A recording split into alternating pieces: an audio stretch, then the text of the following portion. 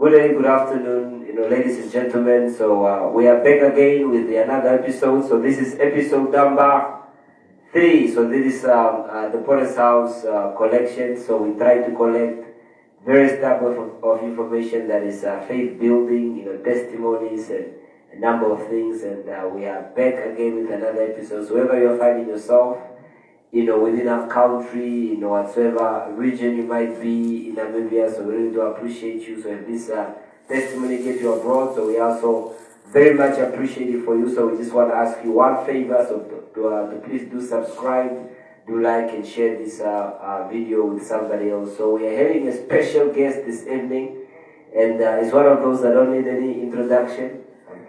Very good. So we are joined this evening with Panderee, and he's going to be sharing his testimony, and we are looking forward to having a great and awesome time. So Panderee, welcome to the podcast.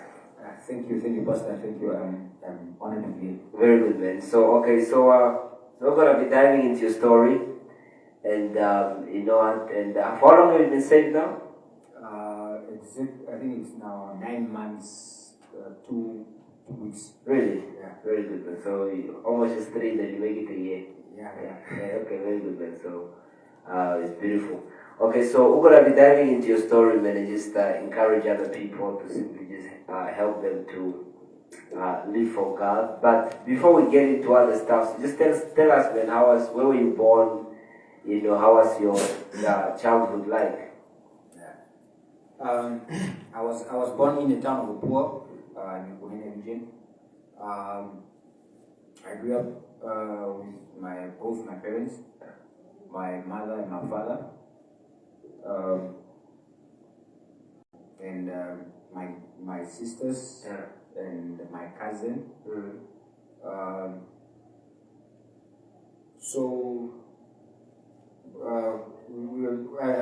grew up quite in a very, very religious family. Yeah.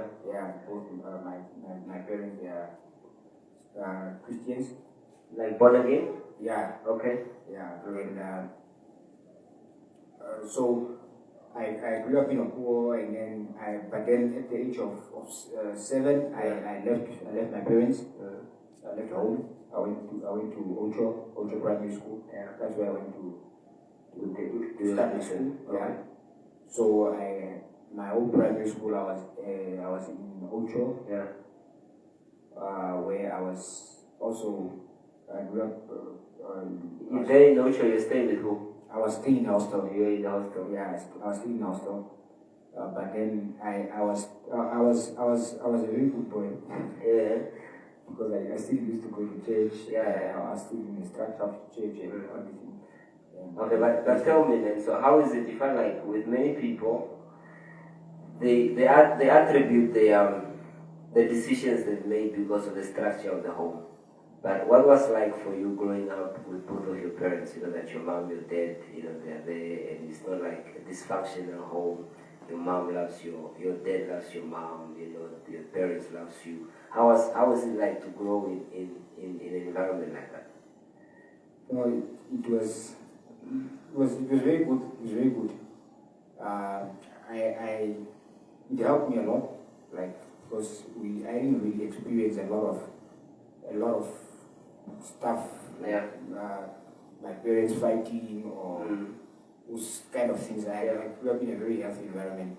Yeah, so it was a good, very good environment. I think they did their part. I wouldn't take anything away from them. Yeah, and but what was, let me say what was the rule in the home? What were some of the rules in the home? That if it's Sunday, everybody was to church. Yeah. You guys, you had like devotions together, and what are some of the Christian activities that they enforced, within you guys as children? Yeah, we did have devotions. Yeah, and we did go to church as well. But then the thing is, when most of the time we just used to be together during holidays. Yeah. Yeah, because most of the time I was in the hostel. I was away. Yeah, so it will just be the time that I was back during the holidays. Yeah. That I will just spend time together. But then, yeah, we everything we was. Yeah. Okay, so but okay, take me through how was now you were in a home with your parents from grade 1 to grade 6. Now you moved to Ocho. You are doing grade 7 there. No, I started school in Ocho. Oh, okay. Yeah. Like grade 1. Yeah, grade 1. Till grade 7. Oh, okay.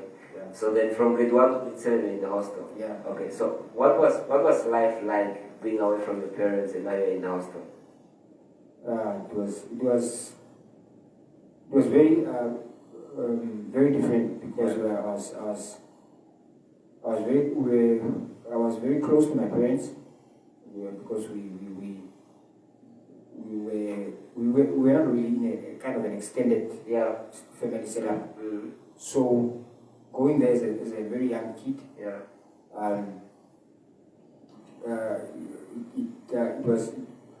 was a new experience for me. Yeah. But I got used to it. And the good thing is also that we found people that when we went to Ocho, like me and my sisters, my older sister, we found people there in Ocho that we could relate to and stuff. And so it was fine. It was fine. We could cope and yeah. Okay. So, but did being away from your family slightly begin to change you from diverting away from Christian norms? I think my primary school, I didn't have a problem with that. In my primary school years, almost 7 years in Ocho Primary School, because we were still in that setup of church.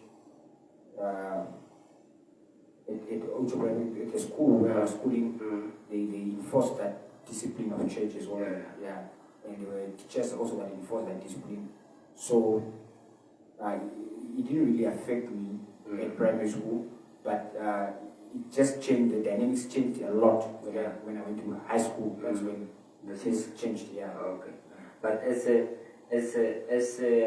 a grown up now, what is one of the memories that you can look back and say, man, I cherish that memory with my parents. So this is what I've learned, being at home, being with them, being Christian. What is one of the dynamic?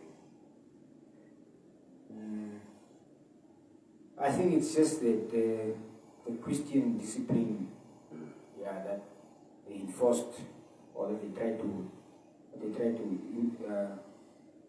put or impart in me. I think it's something that doesn't happen a lot. It's a lot of in a lot of families. But it's something that they always emphasized on. That they saw the importance and just the love that they give me. So it's one of the memories that I can say I cherish. Very good, man. Okay, so now let's say you said the change began to happen when you were in high school. Yes. Okay, so let's begin there. So what contributed to you diverting away from what you knew it was right? Yeah, that's the question. Going, I think from Ocho Primary School, I went to Ocho Secondary School. So it was a completely different environment. At Ocho Primary School, it was a very strict school. And you will be there. You won't go out just like that without permission, without anything. And it was just we were kept very strict.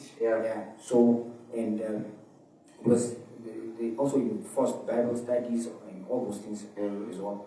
But when we went to high school, when I went to Ocho Secondary School, it was a different environment.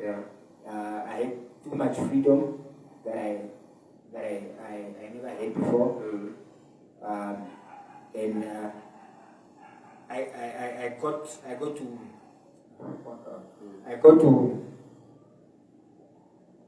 I was exposed to so many things, to so many things that I never saw before. I think, and one thing I think that also played a big role in me diverting, it was just I wanted to conform, just to be relevant. What I'm trying to understand is that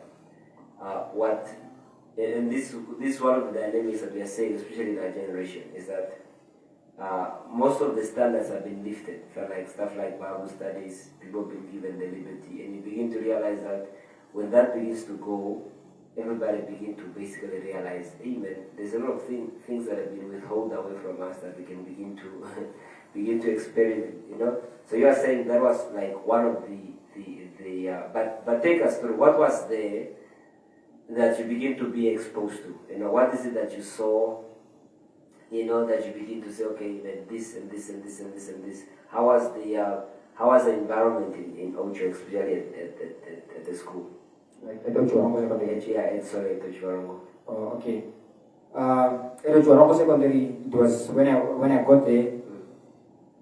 We were like, I was also staying in the hostel. Yeah. But then, like during weekends, they allowed to you could just sign yourself out and give without any permission from anyone or from your parents or anyone. Yeah. There was just a platform where you just sign yourself and say if you want to go out, you sign out. You come back on Sunday. Yeah. So we were free to do that without anybody having to ask permission from anyone. So that's one of the things. And then the other thing is it was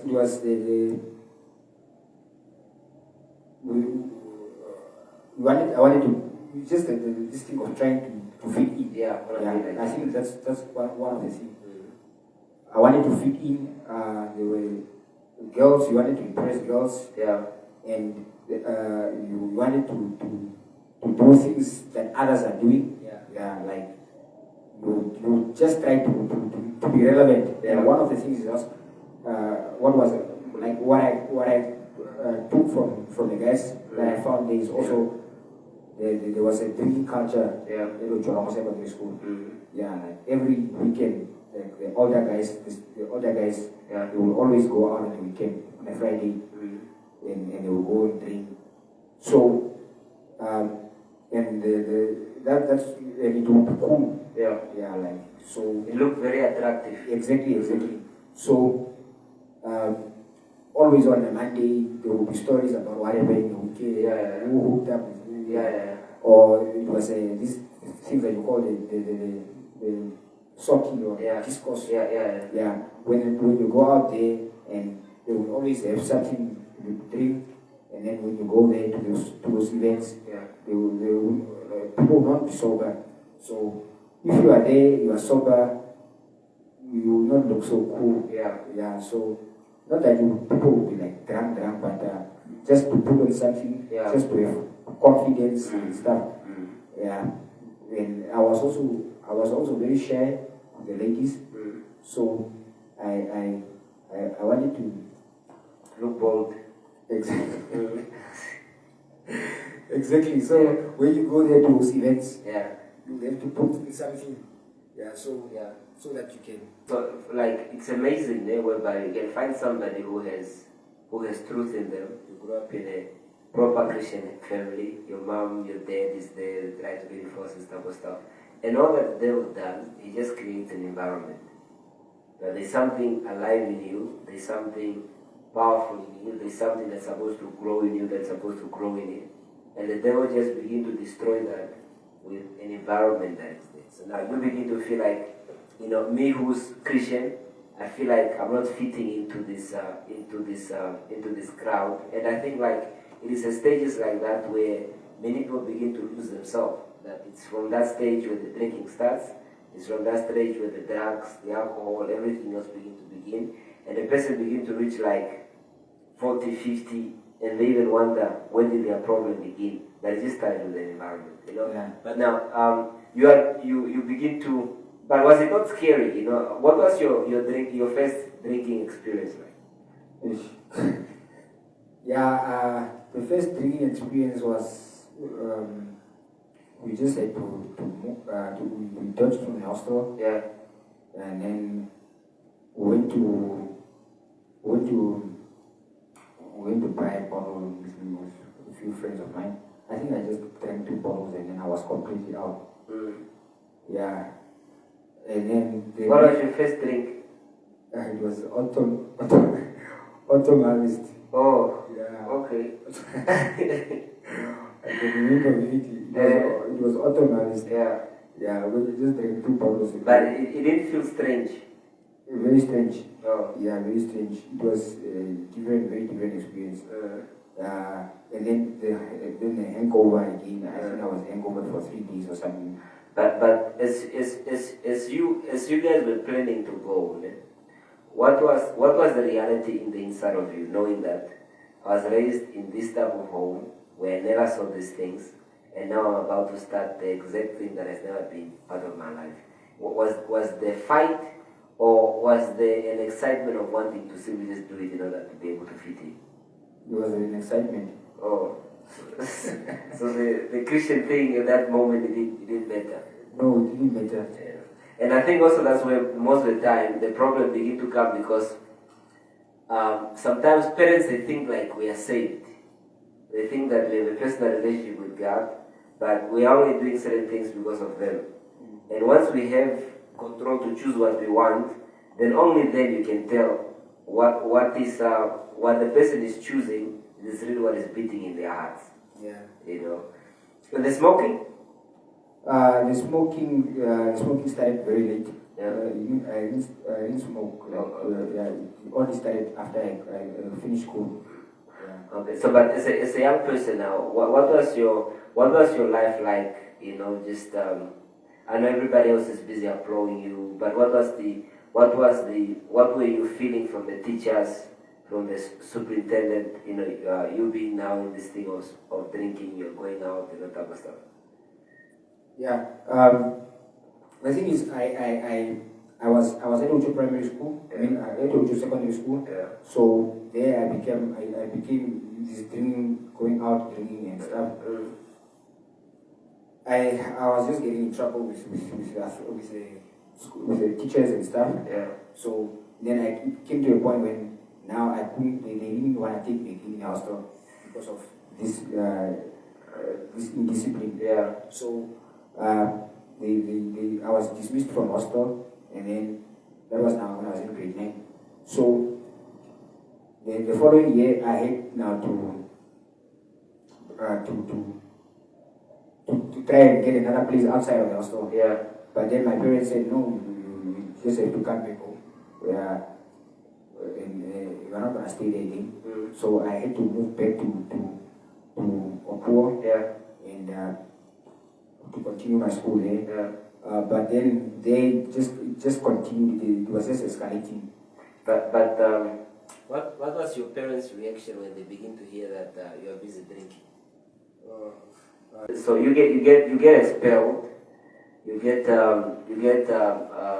rejected in the hostel, and your parents now have eventually learned that you have a drinking problem. Do you know how that made them feel, and what was your reaction to that? Yeah. Actually, I felt bad. I felt bad because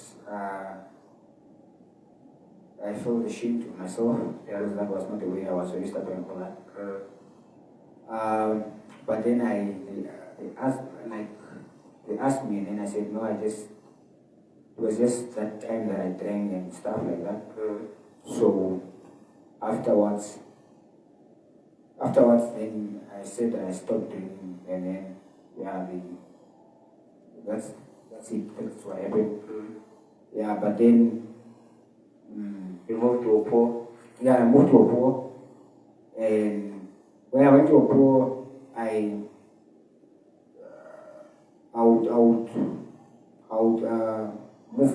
was doing it undercover. Yeah. Yeah.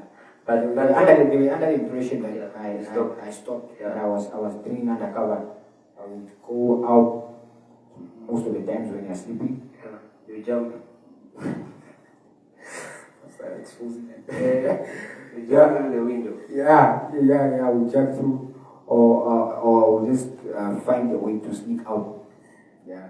And I would do that many times. But you had money, or you would just be relying on friends? Yeah, I would be relying on friends, or sometimes I would just make up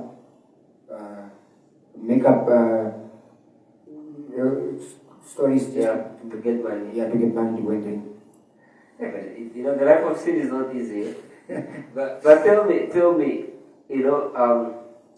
what lies in the middle, of starting something, being caught, disappointing your parents, knowing that everything is right, sort of like it has to put like some senses inside of you to say, no man, I'm headed on the wrong path.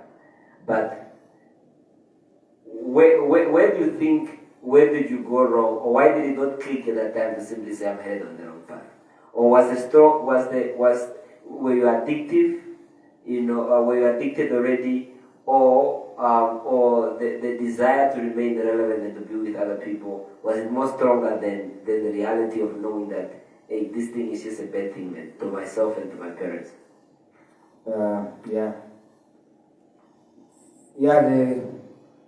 It didn't just click at the time. It didn't click like that I was hitting the wrong path, because I enjoyed the alcohol a lot when I was drinking it, and the desire to be relevant as well. I really wanna. I just had this mentality that it's cool to drink, it's cool, and I felt like I was if I'm not drinking or if I'm at home, but with my I'm not cool. Yeah. But when do you think, when did the desire of wanting to fit in, where did it begin? What sparked it?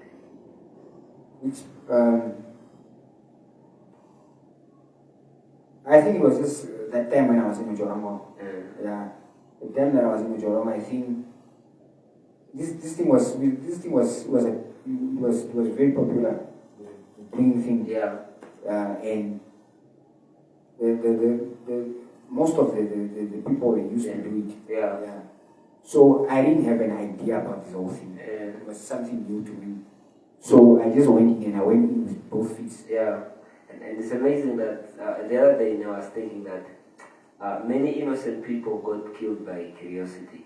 That you didn't really know how far it was taking you until you went in it. But let's then maybe extend it further and say, when did it begin to become very bad? When did you begin to realize, man, the thing is becoming a problem now?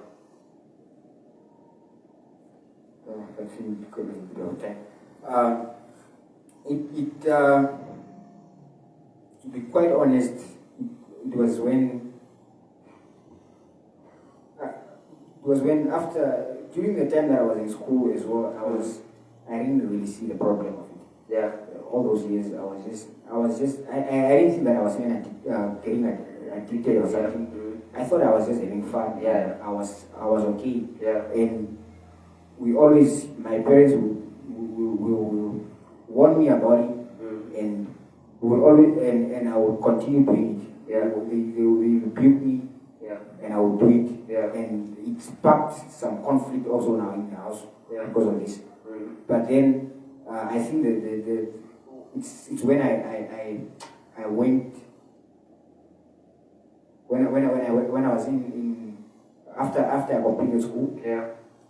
After I completed school, that's when the life after school. That's when it really started hitting me. The reality. Because now the thing is that it's one thing to have a lifestyle of drinking when you're still at school, and there are sort of like boundaries that have been reinforced, don't do that. But now when you finish school, sort of like your whole life is in your hands. So then you begin to. But what are some of the things that you begin to look at that you did that you saw? Hey man, this thing is just out of place. So now you are done with school, and you pretty much have now the freedom to control in terms of how your life goes. So, but what are some of the things that you begin to see? Did you start drinking more?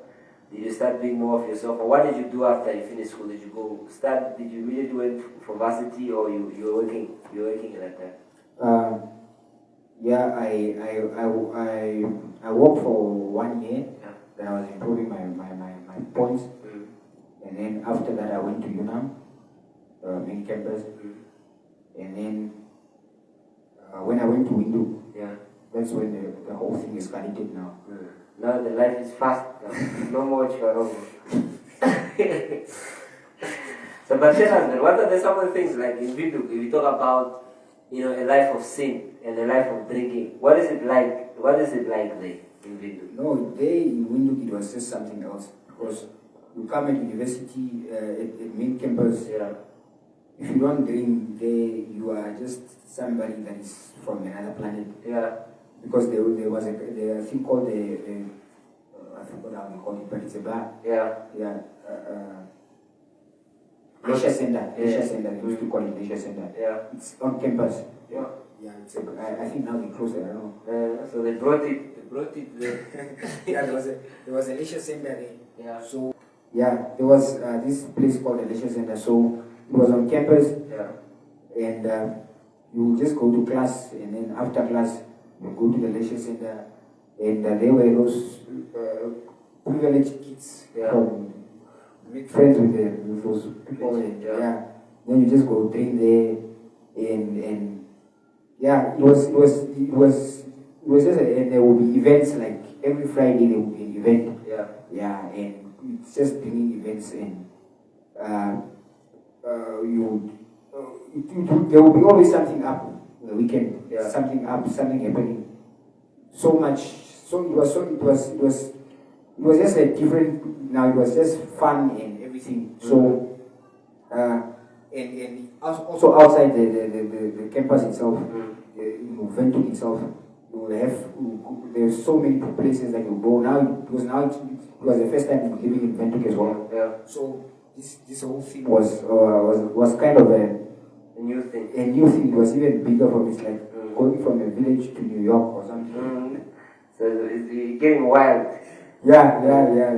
And you want to be relevant with the girls as well. Yeah. So you cannot just be sober, because the guys will say, "Oh, you are sober person." Yeah. Sober people, they will be mocking you. Yeah, and these cultural festivals, it's just alcohol all over the event. So there were so many opportunities to drink. Yeah. Yeah, and if you don't drink, you will not be relevant. What is the most dangerous thing that happened to you while being drunk or while drinking?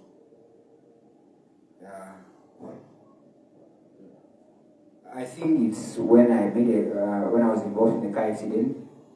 Really? Yeah, I overturned the car. That's one of the things. And whose car? It was my dad's car. I took the car with. I asked him for the car, and then I said, "No, I'm gonna do ABCD." He gave me the car, but then I ended up going somewhere else where I was not supposed to go. Yeah. So we went out, and then we went to drink. Went to drink with friends. Yeah. We drank, and so now I had to. After the drinking, I had to go back. Yeah. So we drove. Actually, we drove out like I think 40 kilometers out of Opuo. Yeah, because I was with these guys. They were doing some tender day, so I had to go and assist them. Yeah. Yeah. So then I get something also. Yeah. There was a lot of opportunities to drink there also. Yeah. So then I had to go back now. After I'm done, I had to rush back. Yeah. Go back, and I was really out. But I think it was just by the grace of God that I survived, because I think I lost control of the vehicle while I was driving, and then it overturned. Because I was speeding and I was really drunk. So luckily I was also alone in the car because I left the guys there. So it overturned, but there was no wheel. I didn't get a scratch. Yeah. And the car also, no real damages to the car. But I now that I look back, it's just the hand of God that was in. There was no way that I would have survived. Yeah. But then now, how did you take it? You wake up the next day. You realize that you're in a car accident. You're in a sober mind. How are you analyzing the situation? It was. I was remorseful. Yes. I mean, it's a whole car. It's not like somebody that just threw away a loaf of bread. It's like the whole car. Yeah, I was remorseful. I was remorseful about the situation. But what are your parents saying? What are they? What is their sentiments towards you at that point? Yeah, my parents were not happy. Obviously, they were not happy at all. But I think they were more happy that I survived. Yeah, under the circumstances. But they were clearly not happy at all with the situation. Yeah, and they deprived me of driving the car as well and all other things. So yeah, it kind of also affected our relationship further. Yeah. But then now, did that not hit to you as like, hey man, I need to stop or else I'm gonna be putting myself in problems? Yeah. No, those things will happen. That feeling of saying I have to stop. Yeah. It will be there. But then the thing is, I was now too deep into it at that stage. Yeah, when I was in a car accident, that was one of the things. And the other thing was also there was another time I was stabbed with a knife. Yeah, on my wrist. I was stabbed. We had a bar also drinking, and then I was just stabbed by some. I was not really the kind of a violent person. But it was just a guy who was blocking after the bar closed. We were drunk. Everyone was drunk. Then he was saying that somebody took his phone, so no one was gonna get outside. When he closed the door. Yeah. So I came and I tried to push him to get out of the way. So then he had a bottle. So he stabbed me with a bottle on my arm. So the blood, it was just blood flowing like water on a tap. So I was very lucky to survive also because the doctor said that I was lucky because I lost a lot of blood. So that was one of the occasions as well. But then these things, the feeling to say I need to stop what will be there, but it will only last for a certain time. And after that I said, but in the pressure, because I was addicted as well at this stage, although I was not really, I would say that, but maybe I can control it. It's just maybe that day, I can control it. There will always be that feeling, and now I can control it. You know. So the feeling will be I need to stop it, and then I will stay sober for some weeks. Maybe for some weeks, and then the temptation to fall back again will come. Then I will just say I can control it. Let me just do it better this week. So then it just continues on. Exactly, it was a cycle like that. So now you're in Windhoek, so the life is fast. Is it also the time that you got stabbed? No, that was after that. Oh. Yeah. Oh, okay.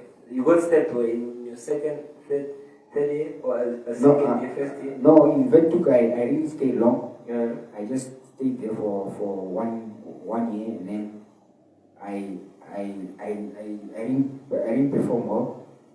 I failed. But the alcohol was the deepest contributing factor. Yes, it was the alcohol. And also I was staying. I didn't get a place. I was staying with my brother, actually my cousin. But then due to these tendencies of drinking as well, we didn't get along as well. Oh, he was not a drinking guy. No, he's not a drinking guy. He was just he's not a drinking guy. But what was your mentality to someone trying to stop you, tell you that don't drink? No, Pastor, those things I will not hear those things. It's amazing that, like, looking at it from this point of view, knowing that a person is headed for death, and someone is trying to slow you down or stop you, but it's sort of like they're just making noise. I would most of the time I will just react like, just mind your business, or Yeah. or if it is somebody that I respect, I will just be quiet, and then in my mind I will say, did he just finish talking? I know what I'm doing. I'm in control of my life. I can do what I want to do. So that would be my mentality at the time. But if it is just somebody else, I will just be. I will get angry and say, you must mind your business, bro. Stay in your lane. Yeah. But your first year when you failed, were your parents paying for you from their pocket? Yeah. Okay, so it has already been expelled. You have thrown over the car. You have spent the whole entire year being at school. They are paying for you in the pocket. You fail. At what stage are you there now with them? What is the relationship like? What do you feel? What they feel about you? The relationship now was getting it was Attention. Attention. Because they were not happy. Clearly, they were not happy at all. And they were trying to understand me as well. They were trying to have patience with me as well. Maybe that I would be fine. Yeah. But then I was also not. So I was not improving my situation. Yeah. So there was this tension between us. There were tension every time, and then But for you, did it click that they wanted to help you, or did it just look like they were in your path to enjoy life? Yes, it was. At that stage, I was just feeling that they were in my path. Because I felt that they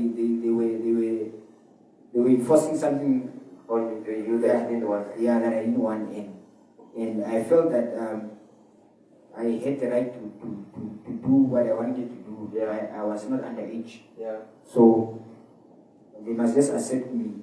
But then also they also felt that I was still under their care, and they were also persistent. They were enforcing these things on me. So that thing caused friction, tension between us. But at that stage, looking back now, could you say that them trying to reinforce like law and order in your life helped, or do you feel like they would just have left you and for you to do whatever that you want? No, it helped. At least it stopped you from from time to time. Okay, yeah. So that was your first attempt of study. Yeah. Then you leave. So what do you do then? Yeah. After that, I left. Then, so I had to. He said now I have to find try and get a job so that I can get back to my studies. You know what you're saying now? I'm just trying to imagine like the person went to study. Now you're back at home. it's like how's your morning like to say, and how your parents begin to communicate to you. It's sort of like they are disappointed, but they are, at the same time they are your parents. They cannot that reality doesn't go off in their life. In as much as they try to help you, you don't see it as help, but you see it like they're just standing in your path. So and sometimes it's very much frustrating for parents, Yeah, so you get a job. Yeah, I got a job. This is a temporary teacher. I used to teach. Yeah. This is a temporary teacher. So where I taught, I think for a couple of years. Yeah, 2, 3 years, 4 years. Yeah. So during that time, now I was getting. Now you are earning now. I was earning quite good amount of money that I never had in my life for the first time, and so I was just working on a contract for a year. So after the contract ends, I had to reapply again. Yeah, because there was at the time there was a shortage of teachers. So I would dream when I get paid, I will drink a lot from that money that I got. I was very reckless with money. Yeah. Yeah. But you said something to your parents? Yeah, I will give them from time to time. Yeah. But it will cause a problem also. That money thing was a problem because I remember there was a stage when my mom had to, I think, the thing was if I drink before if I would go first and drink before I do the important things that I'm supposed to do, then it means that everything is spoiled, the budget is spoiled. Yeah. The plans, Yeah, but if I'm lucky to do the important things first, then I will be fine. Yeah. It just depending on the situation. Were you staying in the hostel? Or you renting? When I was teaching? Yeah. No, I was actually working at the schools outside of war. Yeah. So it was not really in a hostel. It was kind of in a hostel. It was in a village. Yeah. Yeah. So I was staying at the school. Yeah. So I would just go on the weekend. Every weekend I would go back to war just for drinking, and then Sunday. Most of the Sundays I will not even make it back. Maybe I'll come back on a Monday, things like that. Because the fun was still a nice day for the weekend. So and how did that affect your teaching now? It affected a lot because most of the time you just I had a problem now with my bosses because of these tendencies of, especially on paydays. I will come on Mondays. It was less effect. So I will come on a Monday. If I come back on a Sunday, it's really, if I was, things are not going well. Yeah. There's no a lot of activities happening. Yeah. But most of the time I will come on a Monday, and then I will come to a stage where I'll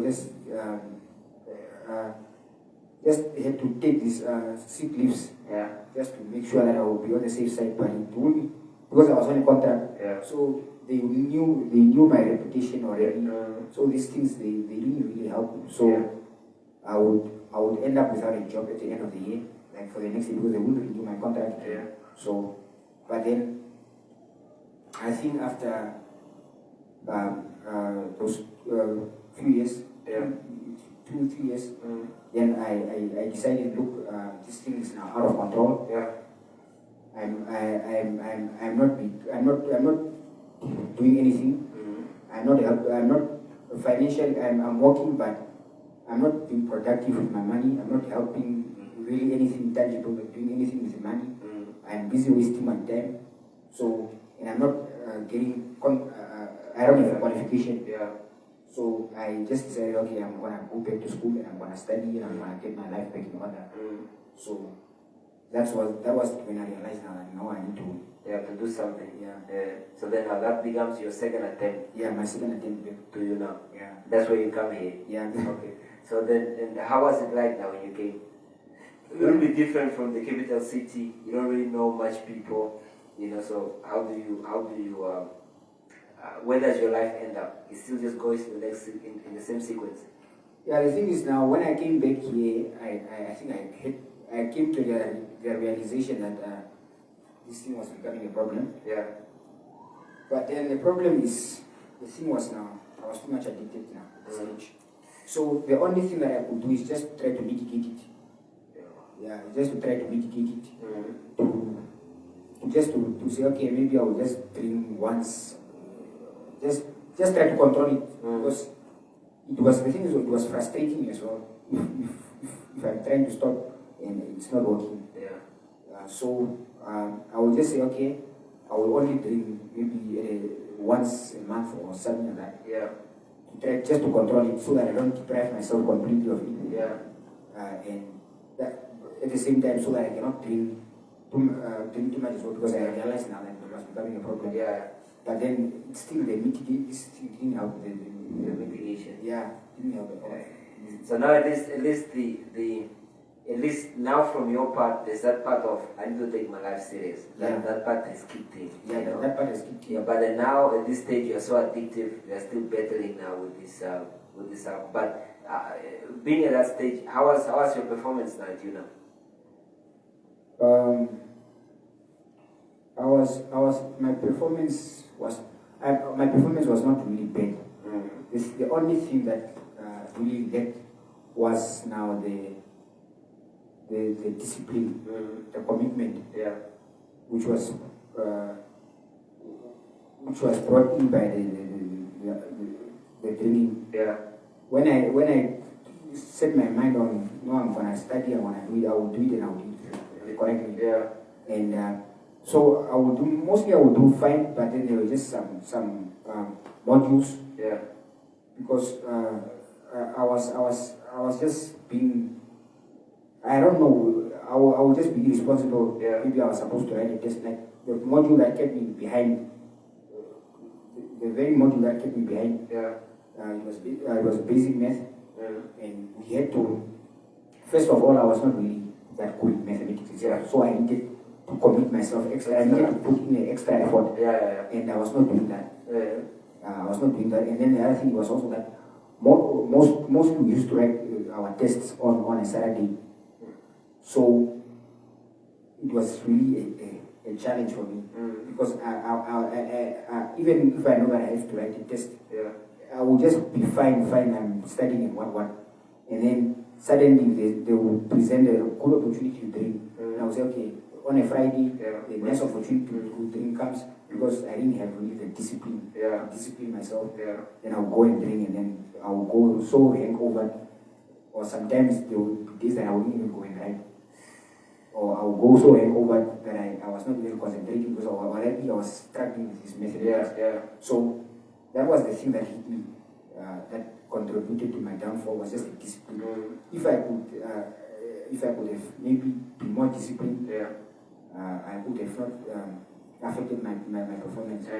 So, but is it the same year that you again had to go back, or you from that time it continued until now? Yeah, it continued. I finished all the I think I had to finish all the years.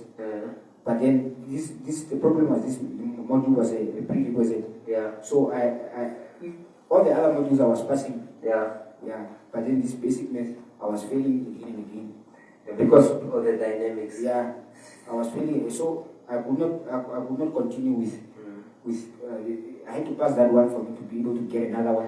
So to continue. So because it was blocking me, I wouldn't be able to get to the following stage. Like the other modules that I was supposed to get. So I would be behind with modules. But what was the feeling like with yourself, knowing that to a certain extent you're not good at it, but to a certain extent it feels like you are the one that is busy blocking yourself. How did that resonate with you? Oh, this thing was starting to frustrate me. I was starting to get frustrated now because of the situation. I started to get frustrated a lot. It was frustrating me a lot. And the only way I could take out this frustration now was just by continue training. So because it was just the whole thing, the whole idea that I felt like I cannot win this thing. So the only way for me to forget about this was just by training. Sort of like change you want, but you just do not know how. And I think it's very frustrating, you know. Okay, so let's then talk. What are some of the events that led you, giving your life to Christ? You know, how did that transpire? So now you're wrestling with yourself, you want change, you're trying out all this type of stuff, you're trying to discipline yourself, it doesn't work, and try to limit, it doesn't work. So how did it came about now you giving your life to Christ? I think that was after now I left Mutambo when I was supposed to complete. I didn't complete when I failed. So that was the COVID time. So the thing is, I was very disappointed in myself. First of all, I was very, very, very disappointed in myself, and because in my mind I thought that I was coming to do this. And I had so many questions that why am I not progressing? What is blocking me from progressing? Because I was never a dumb student. I was never ever. I was quite a bright student. Yeah. But then I just wouldn't understand. So things were just falling apart. Everything was falling apart. And this thing started just giving me this depression. I was just depressed. And the other thing was also that I felt that I disappointed my parents as well. Yeah. So it was also another thing that was also giving this depression, this feeling of I'm not good enough. Yeah. So that's when I started now, trying to find ways to get my life back in order. But then, Okay. Yeah. So, but then, how did it come about now to you finding Christ? Finding Christ, I think I said that by this time now that I was going back, I was winding back in my whole life now, and I was trying to understand a lot of things. I had to understand a lot of things because a lot of things were just falling apart, and I was not progressing. My parents were not happy with me. I was just in a kind of period where I was just trying to think things through. So, and it gave me depression. This whole thing because trying to stop training was not successfully trying succeeding. It was frustrating me itself. And then the academic side was not progressive, so it was frustrating as well. So this thing was just causing a mess in my head. And that's when I started having these suicidal thoughts. These thoughts, they were coming. It was recurring from time to time. I was okay. Maybe this thing, I'm not just gonna get it. What is the purpose now? Do I have to wait to suffer all my life? Am I going to suffer all my life? Or is it just better I just finish this whole story once and for all? Because I just didn't see any hope. I didn't see any future. And I felt that for me to cut this suffering, I just said no. Finish your life. But then there was just that hope, that light,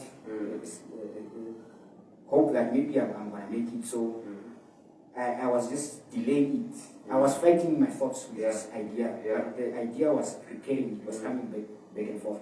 But then it's when I read a book by Sam Rowland. It was a book that I read, and it's called. The title of the book was "On the Edge of Incredible." Like the title itself means like you are on the edge of incredible. Just at the point of being incredible or something. So all you have to do is just to find Christ. It was just emphasizing on how to find how God can help you, how God can take you out of problems. How did you get that book? Giving a lot of scenarios and stuff like that. How did you get the book? Somebody gave it to you? Yeah, somebody gave it to me. Somebody gave it to me. It was a coincidence. Out of nowhere. Somebody that you knew, they knew what you're going through? Yeah, it was my sister training. Oh, yeah, just gave it to you to read. Yeah. But what was your sister's life then? You know, for her, she never chose the path of drinking. She made it. She finished. Yeah, she completed with varsity. And what happened? She started working. That's now my older sister. Then I have my younger sister here. My older sister finished. She finished school and all those things, and then she started working. I think also that was also now filling up the whole situation. Exactly. You know, why me? What's exactly. And I felt that a lot. I felt that I was unworthy, and I started feeling as well that my parents now were treating me like they were. You were like an outcast. Exactly. Yeah. And I just felt that from time to time and then I was still in bed and stuff like that. But in your time, so before we talk about you receiving Christ, have it dawned on you to say, man, I'm the problem? Because now you realize that, man, everybody that is on the wrong side, they are never wrong, but someone else. Did it hit on you to say, and maybe my parents are also, what they feel towards me is real frustration. They're disappointed, If I could just have focused, I would have maybe been at the stage of my sister, I would have finished with my school and stuff. Or were you just seeing their mistakes, but you're not seeing their mistakes through the things that you did at that stage? Yeah, I realized my mistakes as well. Not all my mistakes were. Some I knew in the back of my mind that I was not doing fine, but then I always had the reasons to justify also. Yeah. And I also felt that we just had to accept the situation. That's one of the things that was also fueling me, because I was feeling that they were not accepting my situation as well. And so it was also giving me that depression that it was hitting hard on me. Like, okay, fine. You don't want to accept me, so what am I?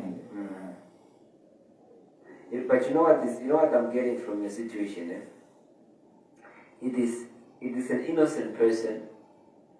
You go to school, you see this other side of life, you get fascinated by it, without knowing that this thing is gonna ruin so much of my life. Exactly. You know what I'm saying? So it's gonna bring me to a place whereby I'll be disappointed with myself, my parents are gonna be disappointed with me, and through my bad choices, I'm gonna be looking for somebody to blame. People will start treating me differently. Exactly. And you realize, just like somebody who they fall pregnant, met a guy, fell pregnant, and now the child is born, the father is not there for the child, the guy is not supportive. Now, her own family cannot support her, now she begins to see them as an enemy, but without thinking that if you just never went on this path, then the story could have been different. We'll still be a loving family that love one another, that has inspiration, we're supporting each other, and we're going forward. But it's very amazing when how Satan, I feel like at the stage where the world is now, we don't even need a devil for us to be destructive. We're already self-destructive. Like with the world is so corrupt to an extent whereby sometimes the devil just watch us, to just simply just destroy our life. Okay, so but you begin to read the book.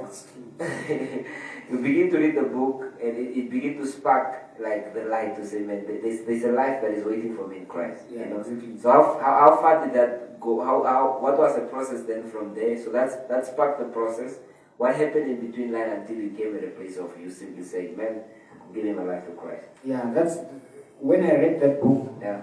I think the book was trying to. It was speaking to me. It was speaking to me. But then I decided, okay, now am I going to this thing or not? There was that doubt of should I give I just didn't. There was still a part of me that didn't want to surrender. Yeah. Because at the time now I was smoking as well. Yeah. And I was smoking weed. Which was not really, weed was not really a big problem. It was alcohol. Yeah. It was not really a big problem. Yeah. I think the alcohol was the only problem. Yeah. But weed was not really a big problem, and I didn't want to give up weed. Yeah. I just wanted to give up alcohol. Weed, I didn't want to give it up. So. But why? No, I just felt like it was not affecting me really. I thought at the time that it was not really affecting, because I tried to use it as a way to mitigate to cut the drinking. Yeah, because when I was drinking, but then I would start getting, I was starting to get addicted to it as well. Yeah. But then instead of drinking, I would smoke, which would I would try to control it. Yeah. But then at the end of the day, I would go back again and drink again. Eventually, I would go back and drink and smoke again. Yeah. So that thing of smoking also affected my I didn't want to give it up, but then that's the time now. Then I started thinking, okay, but I needed to give my life to God. Maybe because the book was really speaking to me, because I read it more than once. I think 2 times or so. Yeah. So by that time I was trying to stop drinking. Yeah. And I think I stopped for a while, maybe for a month. And then after that I relapsed. Yeah. First I thought, okay, I read the book, but then I said, okay, I hate what you said. But wait. Yeah. Maybe I can do this on my own. Yeah. Then I relapsed. Yeah. When I relapsed, then that's when I decided, look, this thing, my friend. Thank you. That's when I realized that no, this thing now I cannot do it on my own. I cannot do it on my own. The weed and everything, I just have to cut it off. Everything, I just have to cut it off. Otherwise, because now the devil was also intensifying. Because now God was this time there was just. But that time you were in Keetmanshoop already, or you're still in a pool? Yeah, now I came. I was in a pool. But then I was just there for a while. Then I had to come back here. Yeah. I went for a while and I had to come back here as well. So when I realized this, that I was not gonna win this battle, then I just talked to my mother and then my mom. We just prayed together. And then after that, I didn't really have a support structure. And after the prayer, it didn't really change. Yeah. I came back here. I came back to my life again. But then this time now, during this period now, I just had to think a lot, because I was thinking a lot. And I was thinking a lot, and I was thinking through a lot of things. And I was trying to understand things, but at the time I relapsed as well. I went back to drinking again. So that's when the other Sunday this guy, a friend of mine, he said that, man, let's go to church. Then I asked, what church is it? And he said, no, it's a friend of him, Geraldino, invited him to church, Potter's house. So then I remembered that Potter's house, because I knew about it. I heard about it. I was never, but I heard it because I remember of Marshall, Sandra. He used to come to that church.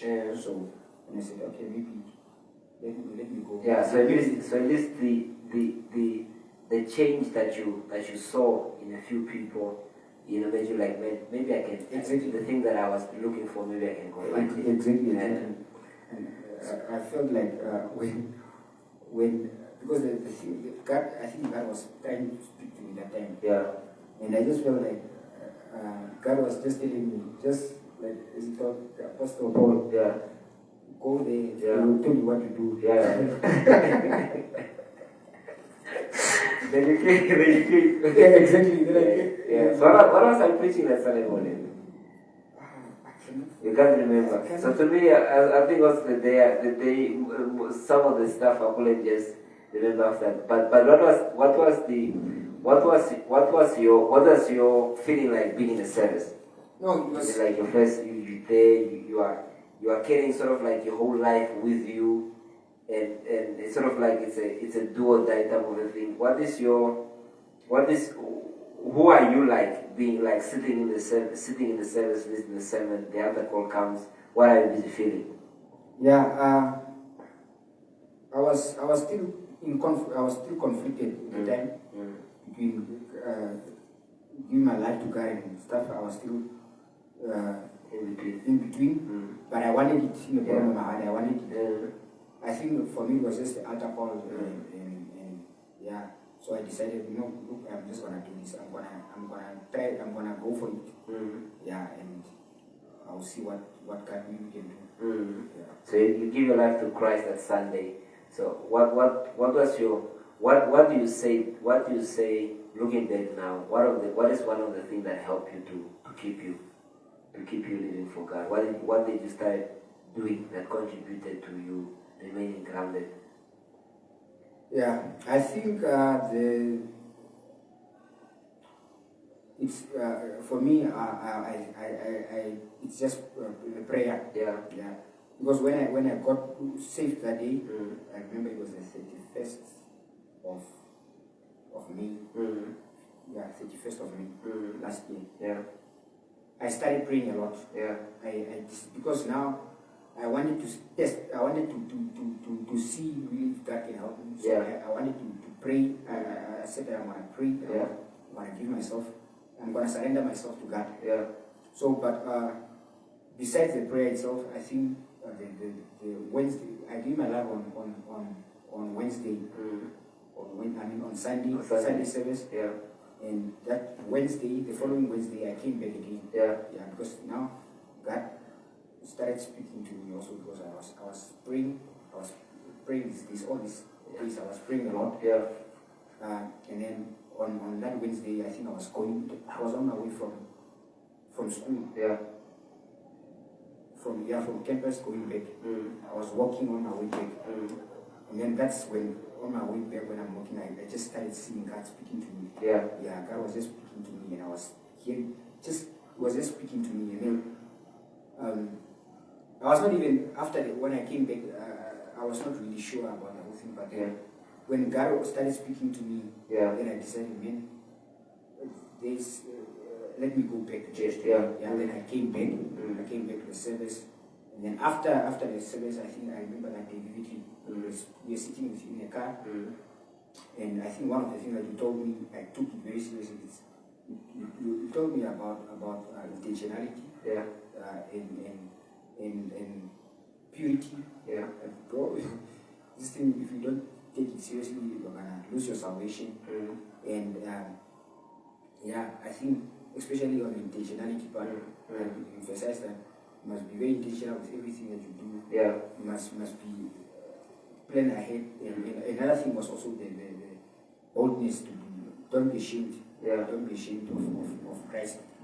I think it really shaped my whole walk. Yeah. It shaped because it helped me. Whenever I spoke out about Christ, I was very ashamed at the beginning. Yeah. But whenever I spoke out, I felt like I was made more stronger, more bolder, or you're able to find your grip to stand. Yeah, exactly. And the intentionality was just, I would be now more vigilant. Yeah. I could see God speaking to me. Yeah. So I would be more vigilant on things, and on planning with my time, with my prayer, with church, and with people as well, and everything. I was just very vigilant with everything that I was doing. Yeah. I wanted to just not to lose this thing. Yeah. So because I wanted to get into it, I wanted to give myself completely over. Yeah. So and then the purity part as well, because I was seeing someone at the time. Yeah. So I had to also make a decision at the time, and I had to let go of that thing as well. But what is it like, ending up a relationship because of Jesus? How did the whole situation go down? She understood?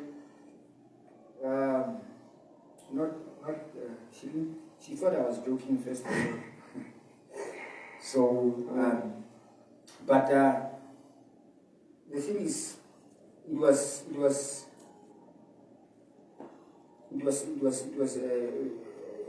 bit of, it was complicated. Yeah, it was kind of complicated. But then, for me, I was trying to focus on God. Yeah. I was trying to focus on God, and I took that warning very seriously. Yeah. Because I knew that if I don't take this thing seriously, I'm gonna go back. Yeah. And that would mean that I will go back to everything. And that's where I didn't wanna go back. Especially now, because the whole thing was now starting to become a reality to me.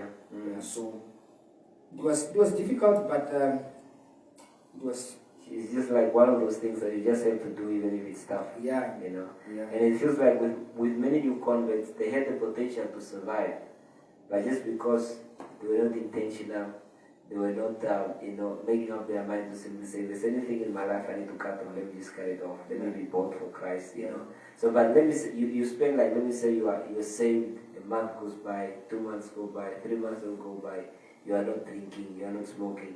You know, how did you begin to feel about your life? Yeah, But it was, I think God was working very fast with me. Yeah. Because I think I was very intentional with my prayers. I was looking for God. Yeah. And so just like he promised, if you're looking for me, you'll find me. exactly. I read that verse. If you are seeking for me with my whole heart, you find me.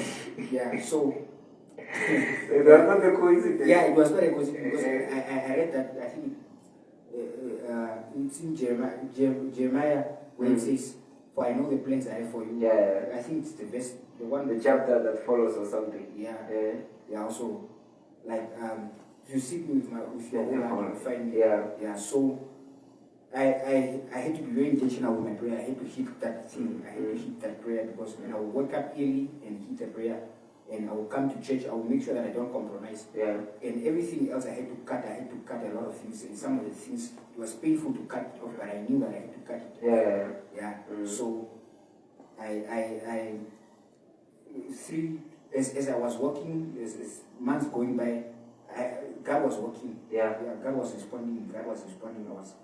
I would see things changing. My thoughts changing, and God speaking to me.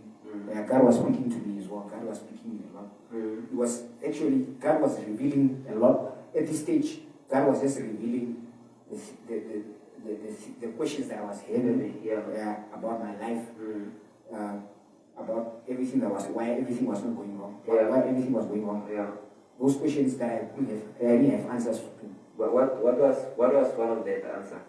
Why was it going wrong? I think that it was the part of the devil. I felt that I didn't understand why I was having a question of why was everything not going right for me? Why was I just the one not going right? What was the thing blocking me? Why was my life not progressive? Progressive and all these things. But then what God was revealing to me at the time was that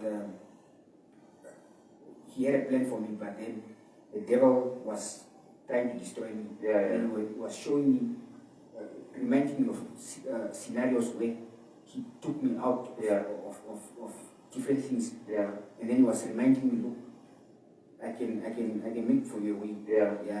And I would pinpoint situations where His mercy, grace was there for me. Even in my rebellion and in my ignorance. But then He was telling me, look, I can help you. Just hold my hand. Hold me. Okay, I can take you through this. That's what He was speaking to me, and it was making a lot of sense as the time was going, and that propelled me to push more.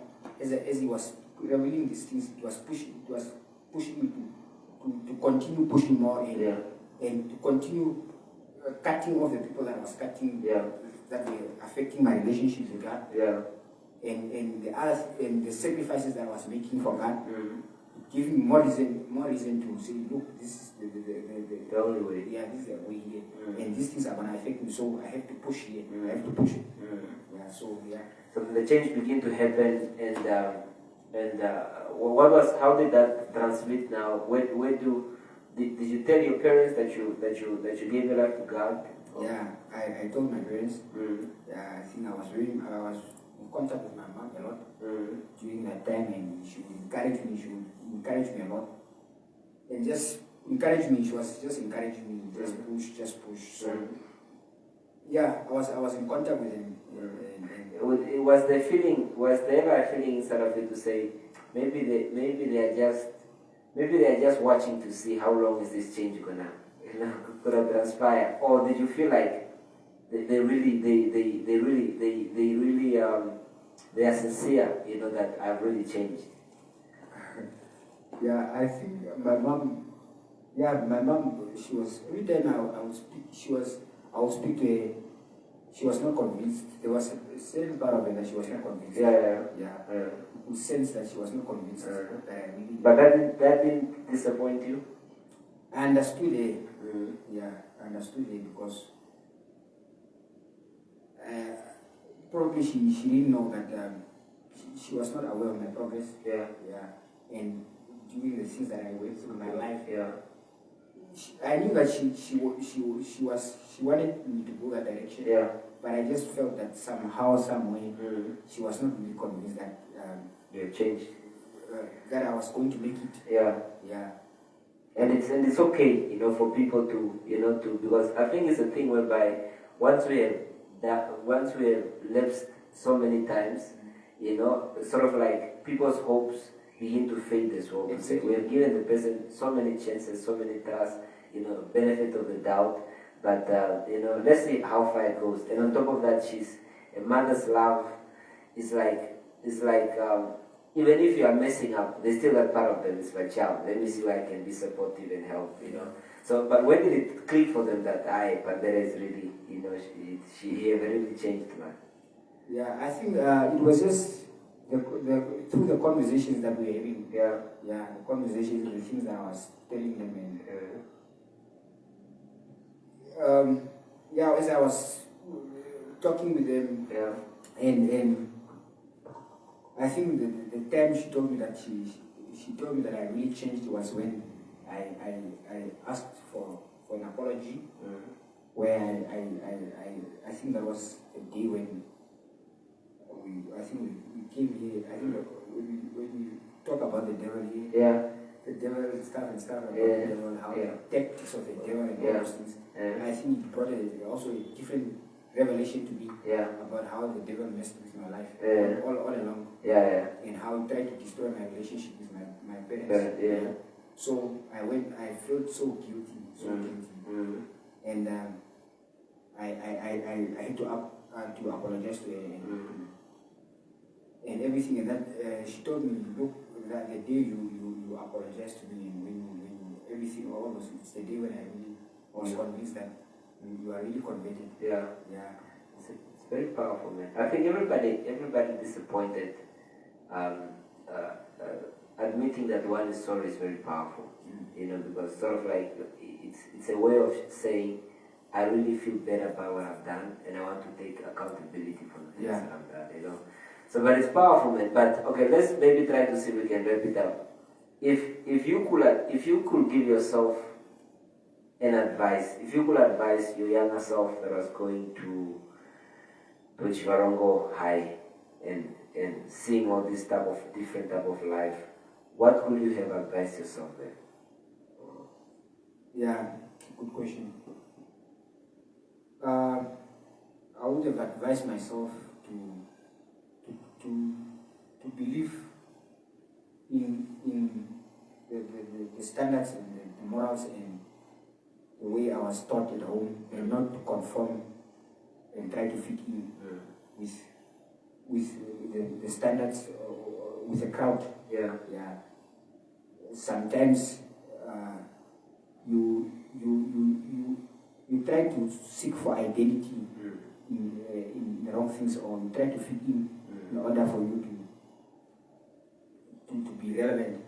But just to know who you are, where you come from, and what you were taught is very important. That's your foundation. And as the Bible says, that there's no parent that will give that will give a snake to you. Even most of the parents, even if they are not living right, they know, most of the parents, they know what is right. And they will give you the correct advice, even if you are not doing it correct. Maybe it might be a challenge for their belief, you believe it or not, but they will always tell you right. So for me, like in my situation, I would say I would have is to just to have remained grounded in the foundation that I was given, and not to try to conformity to the standards of the world, especially now in this world where we are going with the social media. Imagine that time there was no social media was not really rampant. There was no Now with the social media world, it's getting worse. This conformity thing, it's getting out of hand. So it's just believing in what is right, believing in what God is saying about you, and believing, seeking for identity in Christ, seek for the Word of God, seek for advice in the Word of God. If you probably don't have godly parents, seek for God and seek to let God lead you. So the other thing that I wanted to ask you was, in that time where you were so confused, there's a part of you that want to change, there's a part of you that is disappointed, there's a part of you that has been overcome by these habits. What do you think? How could your parents have helped you like that? Because now sort of like it feels like they don't understand you, and you also want to genuinely change, but you don't know how. So if one is battling with a person like that, what do you think? What would be the best approach to say, okay, if they would have done it this way, perhaps it could have helped me?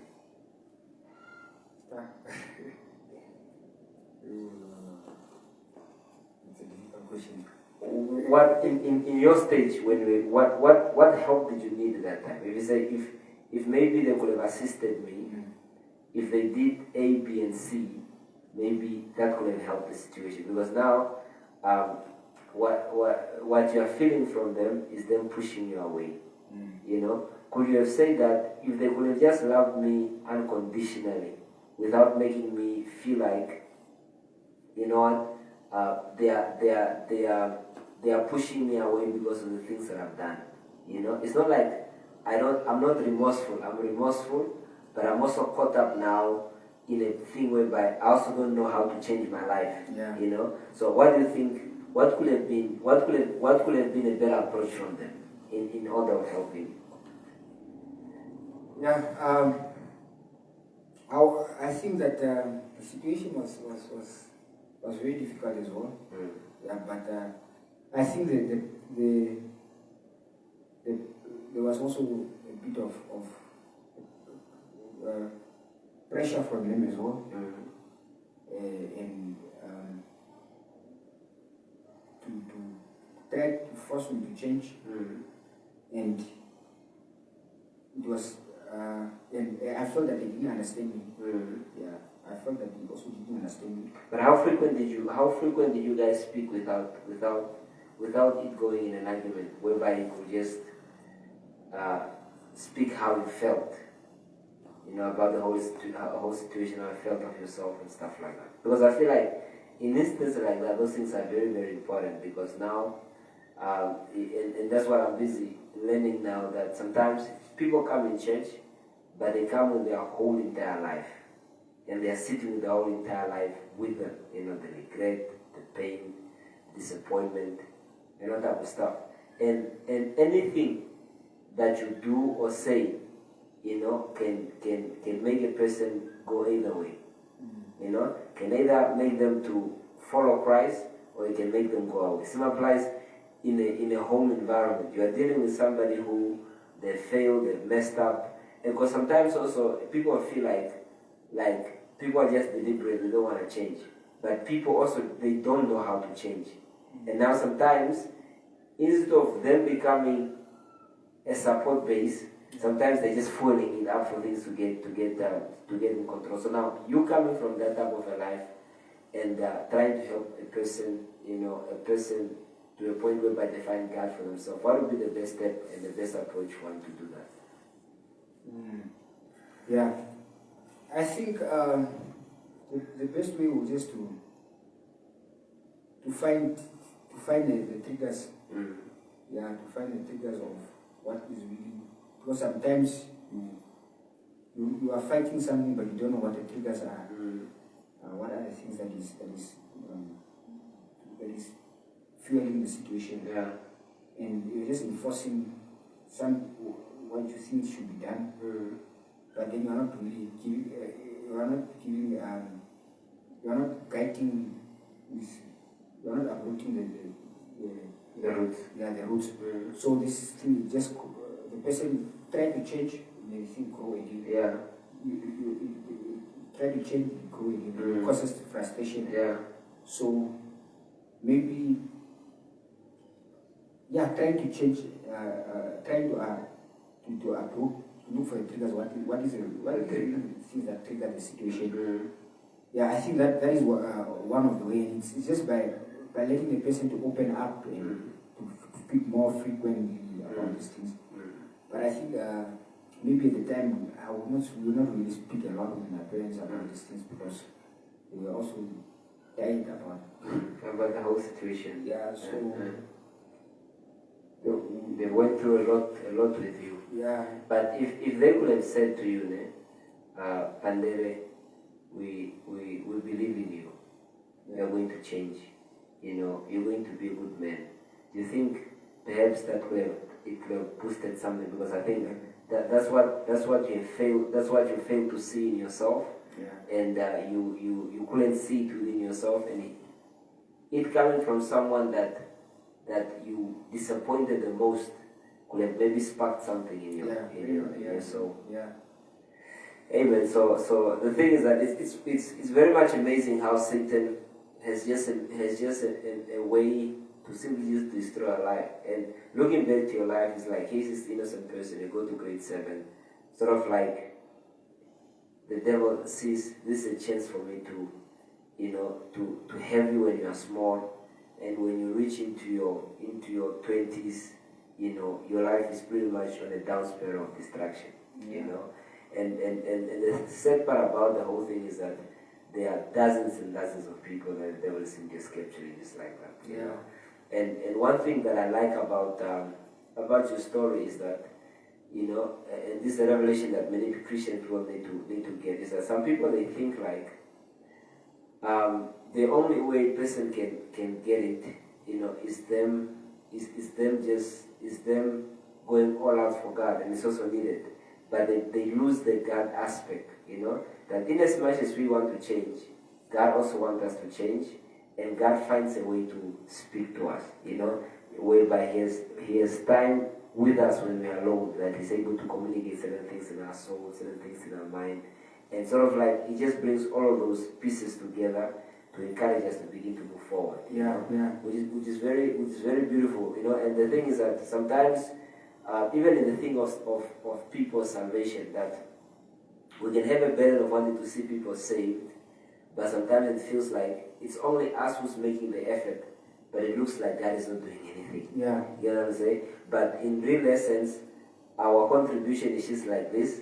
What God does and the things that God breaks and the certain things that God is communicating, getting to hear what you're saying, like certain things that I just spoke to you by experience and by seeing, in life, God took those things and sort of like He switched on the light in your brain, in your soul, and said, hey, you need to capture that, because if you don't do that, you might not make it. Exactly. And it's a powerful thing. So you see God speaking to you, the power of you making your own choices, then you see the aspects of follow-up, and all type of stuff, and God begin to work and putting certain things in place, you being in a place whereby, okay, let me apologize to my mother. And God is sort of like He has orchestrated so many things, in place to say, man, I'm busy rebuilding your life, I'm busy redeeming you, and I know how. Some things are going to be a little bit uncomfortable, some of them okay, but if you just hold on, I can see you through on the other side, So, okay, maybe your final remarks, what would be your encouragement be to young men, young women, out there that are still in the world, they feel like they are still having fun, and, while in real essence, we're just digging a hole much more deeper. Yeah, the thing is, what I learned is that, from my experience, is that if you are outside of God's protection, you are on your own.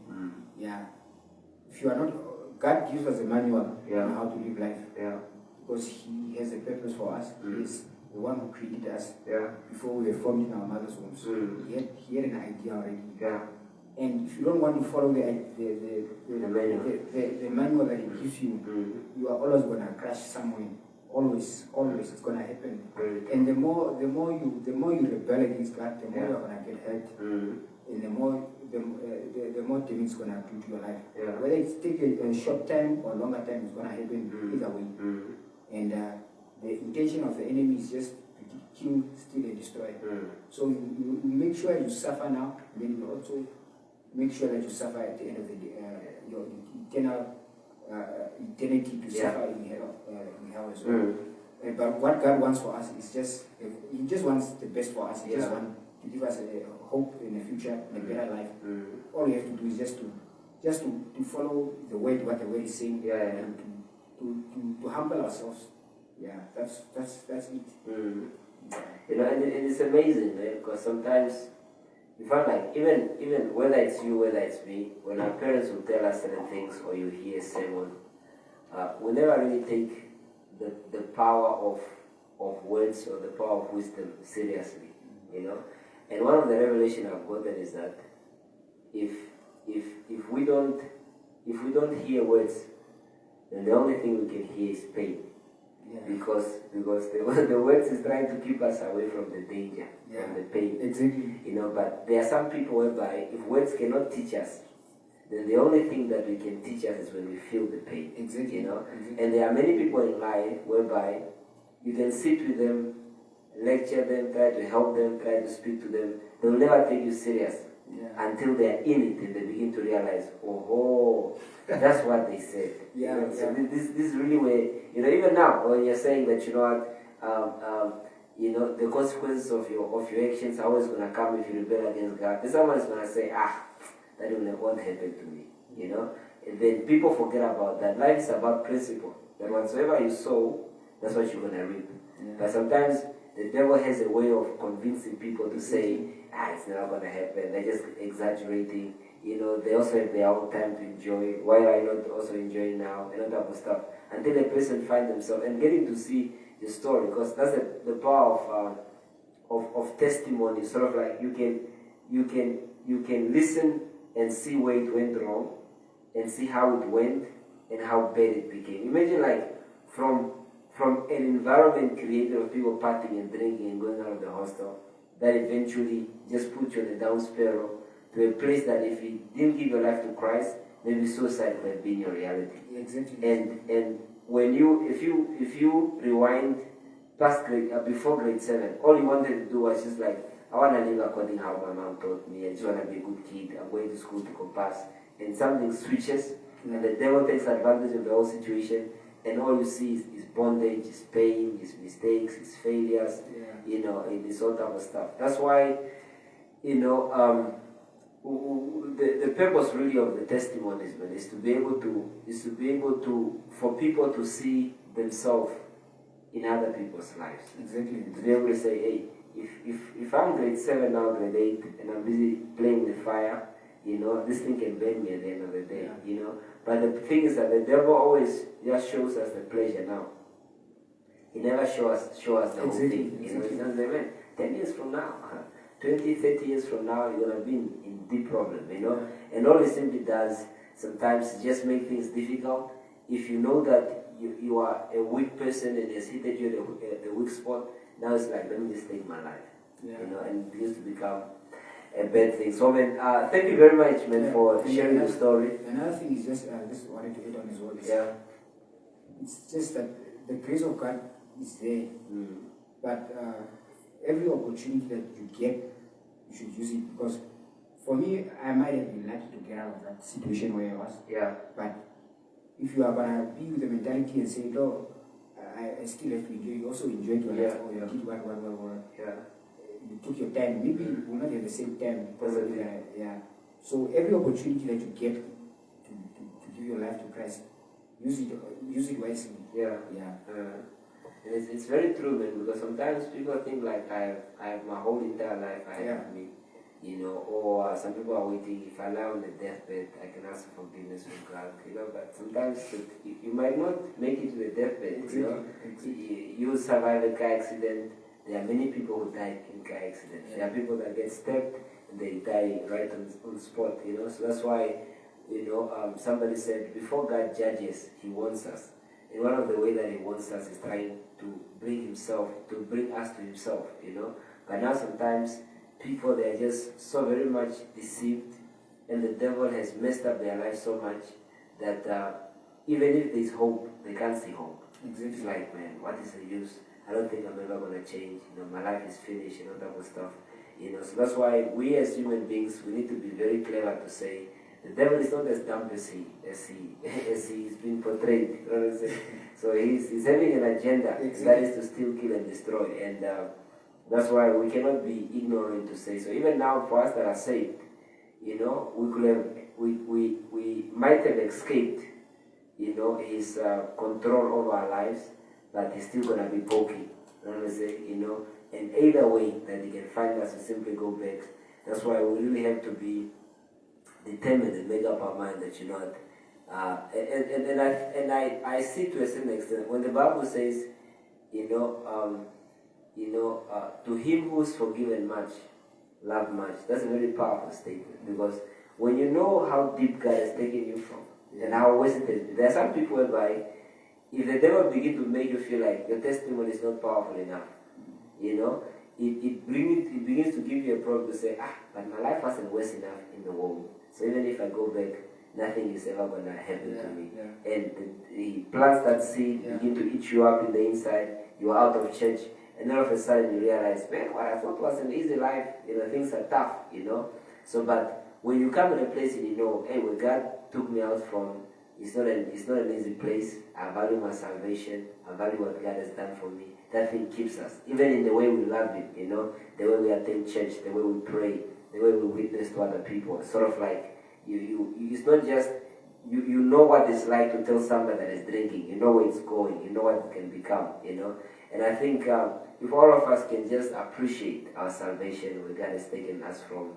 and to be able to see, hey, if I never gave my life to Christ, I could be a decent. For me, I'm listening to your story. I never got drunk in my life. I never smoked. I never did all type of stuff. And you look back and you say, and like for me, it's like, man. And sometimes there are people whereby the pleasure they want to enjoy has distracted so many people. And it's amazing whereby somebody can be saved, never have went through certain things, and the devil just goes into their head. That's the life that you're busy missing. Yeah. Without realizing that the life that you think you are missing has caused so much pain, distraction on the life of others. That's why the only thing is holding on to Christ. The grass is not greener outside. The grass is greener in Jesus Christ. And that's why we just need to push on them. But thank you very much for sharing the story. And so I hope you're able to learn. So if you want to give your life to Christ, we'll pin a number there in the comment section. You can text on that number, call or so. They're going to be able to lead you for Christ. But thank you very much, for tuning in. So please do share the podcast with other people. Do subscribe, and we are out.